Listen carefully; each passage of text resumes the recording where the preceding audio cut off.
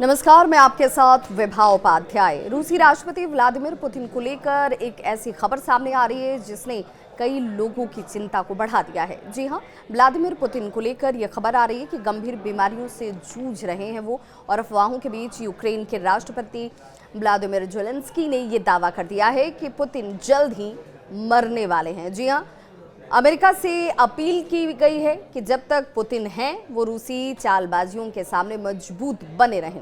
मंगलवार को काला सागर में अमेरिका की मध्यस्थता में हुए युद्ध विराम के एक दिन के बाद ही यानी कि बुधवार को ज़ेलेंस्की ने फ्रांस के राष्ट्रपति के साथ बैठक की। ज़ेलेंस्की ने कहा कि पुतिन यूरोपीय संघ को अंदर से चोट पहुंचाने की कोशिश कर रहे हैं, लेकिन साथ ही साथ उनकी तरफ से ये भी कहा गया कि वो बहुत जल्द ही मरने वाले हैं, क्योंकि ये बीमारी ऐसी है जिससे वो इस वक्त जूझ रहे हैं, जो जानलेवा है और ये एक तथ्य है। यानी कि बताया गया कि जो कहा जा रहा है वो एक फैक्ट है, ये समाप्त तो हो जाएगा। इस बीच रूसी नेता के स्वास्थ्य के खराब होने के बारे में अफवाहें जो है वो जोर पकड़ती नजर आ रही हैं। ब्रिटिश न्यूज़ आउटलेट की भी बात करें तो ब्रिटिश न्यूज़ आउटलेट द सन की रिपोर्ट के मुताबिक पुतिन को अक्सर सूजे हुए चेहरे, कांपते हुए हाथों के साथ देखा गया है, और इसके साथ ही उनके पैरों में ऐंठन की भी बात कही गई है, जिससे अटकलें ये लगाई जा रही हैं कि वे पद छोड़ भी सकते हैं।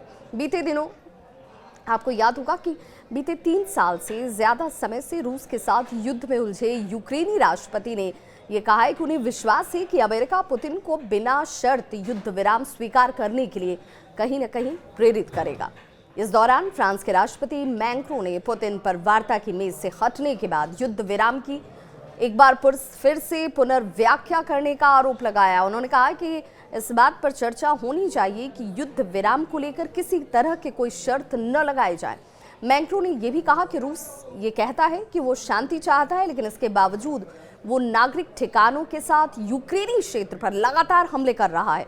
उन्होंने ये भी कहा कि रूस यूक्रेन के लिए स्थायी शांति की शर्तें तय नहीं कर सकता। यूरोपीय संघ के नेता यूक्रेन के मुद्दे पर अहम बैठक भी करते हुए नजर आए, जिसमें इस बात पर आम सहमति बनाने का प्रयास किया गया कि अस्थायी युद्ध विराम समझौते की स्थिति में यूक्रेन का समर्थन आखिर कैसे किया जाएगा। हालांकि तमाम विकल्पों पर चर्चा की जा रही है, और उसमें से एक विकल्प ये भी है कि जमीन पर शांति बनाए रखने के लिए जितने भी इच्छुक यूरोपीय संघ के देश हैं उनसे सैनिकों की तैनाती करवाई जाए। लेकिन मैक्रों ने ये चेतावनी भी दी कि इससे हो सकता है कि यूरोपीय संघ के सैनिकों को रूस के साथ सीधे संघर्ष करना पड़े।